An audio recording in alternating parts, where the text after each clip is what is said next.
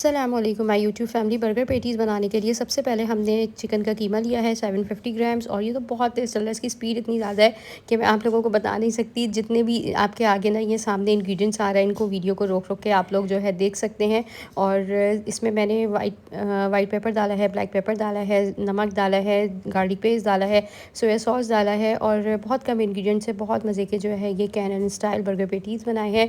और इसके अंदर जो है इसकी स्लैरी बनाने के लिए मैंने प्लेन फ्लावर लिया है, कॉर्नफ्लावर लिया है। पानी में इसको जो है अच्छे से जो है घोल के ना एक आपने स्लैरी बनानी है, गाढ़ा सा मिक्सचर, और डीप ऑयल में आपने फ्राई करना है।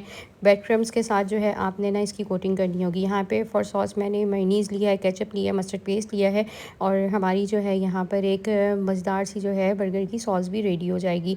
ऊपर से जो है आप इसको जब इसका पेटी रख कर जो है टॉपिंग करेंगे केचप की, मेयोनीज़ की, आप चाहें तो पनीर का स्लाइस भी रख सकते हैं। I like this video, follow me and अल्लाह हाफ़िज़।